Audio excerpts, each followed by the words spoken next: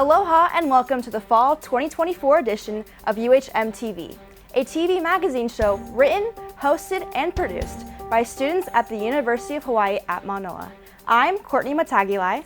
And I'm Kate Labus. Mahalo for joining us from our College of Social Sciences Digital Studios. Coming up in this episode, we'll learn about how UH is helping protect our oceans from plastic pollution and coral reef damage. Find out how tourists can play a part in preserving Hawaii's natural resources. Explore ways to turn your old clothes into fashionable and sustainable statements. Plus, a special talk story session with proud UH alum and UH spokesperson Moanike'ala Nabarro. Stay with us for all this and more on UHMTV. Plastic pollution continues to plague our Pacific Ocean. However, one local adventure company is doing its share to clean the waters while still having fun. Mariah Gilmore has the story. The oceans are vast, beautiful, and essential, covering more than 70% of our planet. They are the heart of Earth's ecosystems. From vibrant coral reefs to expansive deep waters, they are home to an incredible diversity of species. Yet, our oceans are drowning in plastic. Every minute, the equivalent of a garbage truckload of plastic is dumped into the sea.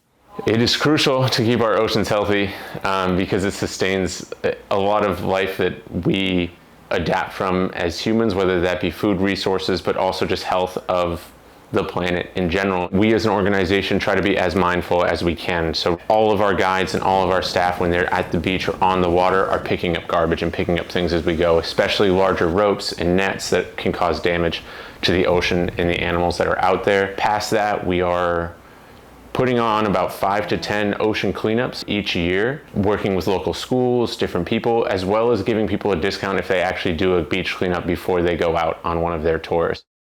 This crisis might feel overwhelming, but there are local businesses and organizations working hard to address the problem and inspire change. A good way to incorporate different sustainable practices into your daily lives is actually going to be just by doing one little thing at a time. You're walking down the street and you see trash, go ahead and pick it up. Also reusing all of your Tupperware and things like that. Rather than going and getting takeout Tupperware, reuse your own. You can do thrifting. As long as the word gets out, then people can come and we can help clean our shorelines because they desperately need it and our environment needs it. So, yeah. Do your part by being sustainable. You can make daily changes to your lifestyle by avoiding single-use plastic, promoting stewardship, and by simply educating yourself and your community. For UHMTV, I'm Mariah Gilmore. UH researchers are also contributing to the ocean conservation efforts through a science program known as OPIHI. As Mateo Hancock reports, students get a chance to gather rare data about important marine life while immersing themselves in an outdoor classroom. Studying marine life in Hawaii has the unique characteristic of being a place-based learning environment. Conservation efforts occur on our shorelines, in our deepest seas, and everywhere in between. So the main environmental issues we focus on are invasive species, beach erosion, and coastal runoff or just pollution. The intertidal is a unique coastal ecosystem that lies at the interface between land and the sea. It's covered with water during high tide and exposed to air during low tide. So our mission at OPIHI is to learn more about Hawaii's intertidal ecosystems and to promote conservation by educating to the community. OPIHI stands for Our Project in Hawaii's Intertidal. The organisms that live here are important to Hawaiian culture and its delicate ecosystem. So OPIHI is involved with a lot of long-term projects which are aiming to look at the sort of long-term trends in Hawaii's intertidal ecosystems. And so a lot of these projects are planning to continue for 20, 30, 40 years into the future. Learn more about our conservation in Hawaii's intertidal and coastal environments by visiting UH Manoa's College of Education website. For UHMTV, I'm Mateo Hancock. Maintaining the health of ocean reefs are also a major priority among environmental activists. Now, a local nonprofit strives to spread that message to visitors in hopes that they can leave the islands better than they found them. The ocean covers 70% of Earth's surface. In Hawaii, ocean health is vital and serves more purpose than just its beauty. Local organizations are working tirelessly to keep our oceans clean. So Ocean Alliance Project is a nonprofit out here on Oahu. Our overall mission is that we're looking to protect and promote our marine biodiversity surrounding our southern shores through community-based monitoring and regenerative tourism. Such a big part of the culture of Hawaii is to take care of and restore our land. Regenerative tourism encourages those visiting Hawaii to give some of their vacation time, to leave our islands in a more beautiful position than they found it. Parlay is a global environmental organization and network of creators, thinkers, athletes, leaders who come together to raise awareness about the beauty and fragility of our oceans and collaborate on projects to end their destruction. The best way to contribute to our mission is to volunteer at any of our events. We have a restoration project at Sandy Beach. I am also currently working on an island-wide cleanup project where I clean up every beach park on the island of Oahu. Join the movement by visiting the Ocean Alliance Project website and follow Parlay on social media to be a part of their island-wide beach cleanups. For UHMTV, I'm Courtney Matagulai. People across the globe are also concerned about sustainable efforts in food, housing, and other industries. Now, a United Nations local group is working to change environmental policies here in Hawaii through the Aloha Plus Challenge. The United Nations Foundation launched an initiative known as the Sustainable Development Goals. Hawaii Green Growth is a local organization that has pledged to accomplish these global solutions by the year 2030. Our community has made the global framework a local agenda by focusing on 6 of the UN's goals that would help Hawaii flourish. So the UN Sustainable Development Goals are goals that are committed to achieving sustainable development, and how do we develop countries and cities and other places sustainably so that they can last long into the future. Hawaii Green Growth is a vibrant hub of public-private partnerships that brings together diverse shareholders committed to economic, social, and environmental priorities. The United Nations Sustainable Development Goals is a global call to action. The Aloha Plus Challenge is Hawaii's scaled framework to support the implementation of the UN's global agenda. Discover more and stay up to date on the Hawaii Green Growth's website with the Aloha Plus Challenge dashboard. Get involved and stay connected in our community's efforts for change. For UHMTV, I'm Kate Labus. While policymakers are working towards global change, they're also asking citizens to do their part. So how can you be sustainable in small ways? Take a look in the mirror and let's start there. In the fashion industry, retail has shifted over time from higher quality, slow fashion to cheaper, fast fashion. Fast fashion has changed consumer shopping habits and is negatively impacting people and the environment. Honestly, the fashion industry has a ton of environmental issues. It's actually one of the highest polluting industries in the world. One of the biggest is probably waste though. So many clothes end up in the landfills. Then there's also, of course, like water pollution and dyes and chemicals in our water systems, as well as the carbon footprint from production and shipping is also really concerning. Sustainable fashion manufactures, constructs, and markets clothing with their environmental, social, and economic impact in mind. Some advice I'd give to someone who wants to start incorporating sustainable fashion into their wardrobe is to think about when they want to go shopping, when they want something new, they can really just go to Goodwill or Savers or some sort of thrift store, even Depop. It's really easy to get into the habit of like online shopping and like following all these trends and just going to order online because it's like easy and it's super accessible, but it's so much more fun to go to a thrift store or a thrifting website and find super unique pieces that really like match your vibe. And also to really think about micro trends in a way of like, how can you just adapt your wardrobe to fit those trends if that's something you want to follow. Shopping secondhand means you're giving new life to clothes that have been previously owned and are being resold in their original form. You can do your part by slowing the fast fashion cycle and shopping sustainably or secondhand. For UHMTV, I'm Cameron Ketchum. When we come back, meet a proud UH alum and veteran TV broadcaster, Moanike'ala Nabarro. Stay with us on UHMTV.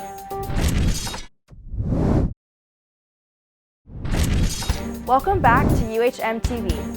Every semester, we like to honor our UH alumni and learn how the University of Hawaii has shaped their career paths.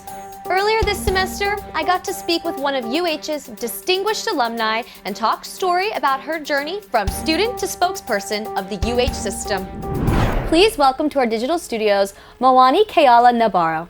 Thank you for being with us today, Moani. Aloha, Kate. Mahalo for having me. How does it feel to be back on campus as an alumni? Do you see any changes going on? How does it feel? It feels good. It feels like home. You know, a lot of memories were made here. But what I am very impressed about is this very studio that we are in. I wish we had access to something this professional and impressive during my days. Can you tell me a little bit about your childhood growing up? You know, I'm an Oahu girl through and through. My mom is from Waimanalo, dad is from Pearl City. You know, what I always reflect upon is what was central to our ohana was the value of aloha. I recall seeing both my parents, you know, sharing it with loved ones and strangers, you know, just making sure that that was first and foremost with how they treated everyone. And that's what I try and do today with my own children. So you are born and raised here. Was there any other factors that influenced you into wanting to go to UH? This is actually where my mom and dad met, UH Manoa, right here. And so it was just, I guess, a part of the plan. And even now working here today, it feels extra special because this is where it all started for my ohana. What did you major in and what influenced you to decide that major? Earned my BA in communications. I knew I wanted to actually go into TV news reporting. I was just trying to be open and wanting to learn about what else was out there, public relations or intercommunications. And through that, you know, I actually was fortunate enough to meet a lot of great people in the industry who were open to giving students opportunities. And I'm forever grateful for that. What inspired you and motivated you in your field? Any ones in particular that you'd like to share with students? That's what I loved about coming to UH Manoa. It's like a big ocean. And, you know, aside from the interest that I had in journalism and communications, there was also Olelo Hawaii. I was able to take 4 years of Hawaiian language, and through that was able to deepen my connection as a Kanaka Oiwi, as a native Hawaiian, and connect more with our language, which still today, we need more people to speak it. I mahalo mai kumu for instilling within us that Hawaiian language has a place anywhere, even in those non-traditional mediums like TV news. Yeah. So it was exciting to take that as a graduate and see where it would go. I just want to know maybe how your Native Hawaiian perspective kind of touches on maybe those current environmental issues going on here, maybe ones such as like natural resource environment and the integration of Native Hawaiian cultural practices. That's one that I feel really passionate about and I love discussing with my teachers in class, and I would just love to hear what you have to say about it. Well, first off, Kate, that's my ka'iloa. It's exciting to hear your passion about that.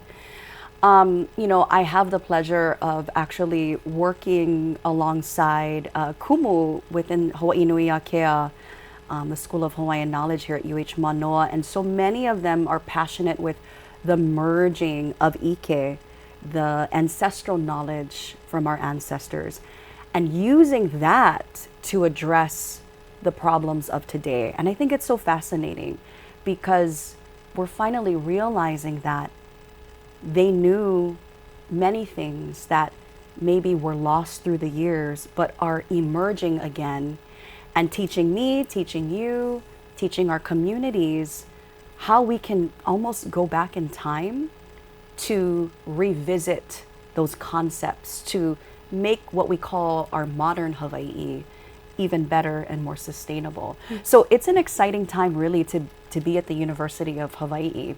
So to the class of 2024 graduating this December, any final words of wisdom that you want to leave with them? Never stop learning, truly being open to the fact that you can always learn. You will never know everything, but not everybody is open to that. And I think it's a lesson for all of us that it's a beautiful thing to be that open vessel and to be open to mana'o from other resources. Yeah, and then making sure that you reflect on the mentors, the kumu, the professors that took the time to shape you into who you are. What a beautiful full circle moment in the studio today. Mahalo for sharing your story with us, Mawani. And thank you for joining us on UHMTV. Aloha. It has been a year since the Lahaina wildfires, and UH researchers have been making great progress on tracking the health and wellness of survivors. As Ami Asakawa reports, the results from the studies are expected to help residents gain access to more funding and social services.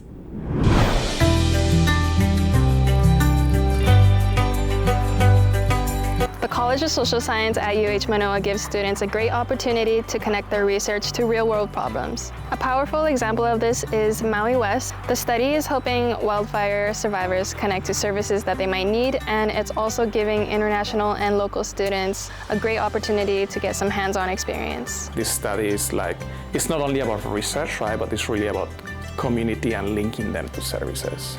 When the disaster happens in Maui, the community basically called us and they were asking us, when are you guys going to be able to collect some of the information that we need for us to be able to make decisions, right? We've been setting up this infrastructure to be able to collect basically information in a sustainable way. With the help of the additional funding that they recently received, Maui West was able to set up an event here on Oahu to give more opportunities to Lahaina residents who still need services. About 20% of individuals who were in the disaster move away from Maui. So we want to be able to capture those individuals as well. Yurie was the first global scholar from Japan, and she took part in Professor Rubin's research. She was able to look at what has happened in other disasters in Japan that could be applied. She was also really helpful at the data collection. She came to a few events in Maui. Professor Rubin explains that when you look at the history of disasters similar to this one, serious health repercussions tend to show up years after. We don't want this to happen in Hawaii, and we're hoping that through this strategy, we're able to more sustainably and effectively prevent what happened in other disasters. Basically, what inspired me is just this need that was in the community, and honestly, just support individuals affected. Back here at Manoa, another environmental concern is threatening the native species on campus. As Laurel Gavin tells us, feral cats are running wild, causing some students to get a little catty. Oahu is known for its vibrant and diverse flora and fauna, but newcomers to the island are likely to see an abundance of an animal that they may not have expected: cats. Feral cats are considered invasive here in Hawaii. Invasive means that they are non-native to Hawaii, and their populations have expanded to the point where they have detrimental impacts to our native species and ecosystems. Many free-roaming cats carry parasitic diseases. These toxins can infect Hawaii's waterways, aquatic animals, and even our domestic pets. I definitely don't think that students really see the full picture when they come here and they're like, oh, there's just cute cats hanging out on campus. I'm just gonna go hang out with them for a little bit, and don't realize that the cats actually have an impact on the environment and stuff. Feral cats also have impacts on our residential domesticated cats. So I'm not aware of too many events or informational sessions that are available to students about feeding feral cats. And so maybe we could come up with some creative ways to reach the student body and educate them about the potential impacts that are incurred from feral cats and how feeding them can contribute to those. A popular research tool called geomapping is helping to predict future patterns of environmental impacts. As Julian Reyes reports, researchers are not able to use these visual images to see the invisible. Have you ever realized that every action you make has time, purpose, and location in the world? Well, not only that, but those events can be mapped and studied. Geographic information systems help us to store, analyze, and display data. This process helps us to understand patterns, predict events, and make decisions. GIS is the best undercover skill and love that I've ever had. Being able to see something or display something that no one ever thought could be displayed. Being able to see the world the way that you truly do want to see it. As soon as you create a map, it becomes old. So that's why it's great to continue to build maps and to continue forward. Geographic information systems allow us to map places all around the world, places so remote that we cannot see with our own eyes. With GIS, we can visualize data as world population, air temperatures, or even thermal imagery. I love how awesome GIS is. I love all the different types of just things that you can do. There's a lot of good job opportunities, but at the same time too, it's like you're helping whatever organization that you go to. They need something with data visualization, or they need some kind of person who can analyze spatial data. Knowing these skills is just like job security and also just opportunities. That's why I think it's important.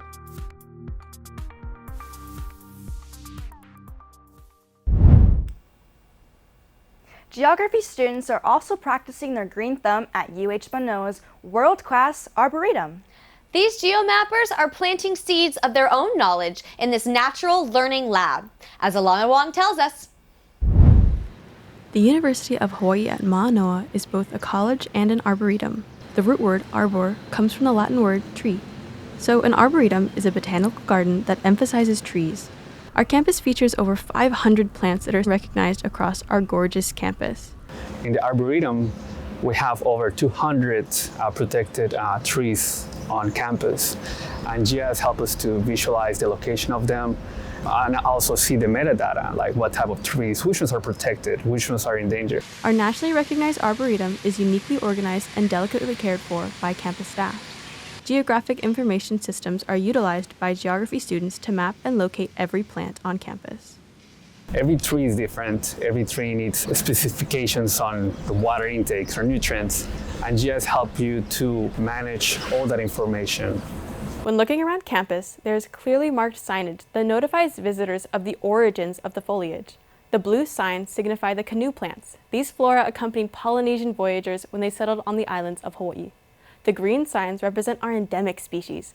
This means they are native to Hawaii and many cannot be found anywhere else in the world. Lastly, the brown signage marks the cosmopolitan plants. These species were brought to the islands by European settlers. All of these different plants that live on campus benefit students in several ways. As an environmental science student, it is important that we have an arboretum on campus because it benefits our learning by us being able to go out around campus and seeing the plants and stuff. Not only is there a lot of wildlife and the plants around, it's really just a safe space for us as a learning environment as well as just for everyone around campus, and it should be clean and treated properly. To learn more about the plants on campus, visit their website. For UHMTV, I'm Alana Wong. The College of Social Sciences remains committed to welcoming students from all parts of the world. Now, a new initiative called the Palau Pathways is giving Micronesian students an easier transition to university life. My name is Shiri Chibana. I study psychology. I'm originally from Palau. This semester I was able to work as a peer mentor, and so I lead a class of freshmen introducing them to the campus and our different resources available. Being able to give that back to others has been really great for, my bigger goal in life. So the in-state tuition and the support that was coming from UH Manoa, I think UH, of all places, should be the best to work in these cases. I'm such a proud big sister of having both my two younger siblings here at UH Manoa and my sister who's just right out of high school pursuing a finance degree. As a COFA citizen, we get in-state tuition, so that was a really big factor that made me come here. I'm very grateful. I'm very grateful to be here, to have my village here, have my siblings, and we're true ambassadors of, what does it look like to be Palauan out here? What does it look like to be Pacific Islander, Micronesian? And to exercise that in such an abundant way. I'd be very happy to end this year, my senior year, knowing that I was able to have these opportunities and have the support to try my best in the trust that people have for me. So, yeah.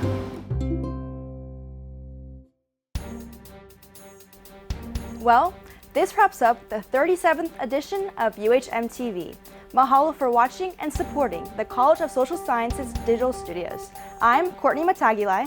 And I'm Kate Labus. For more information, please visit our YouTube channel. Until next time, you stay classy, Manoa. Aloha!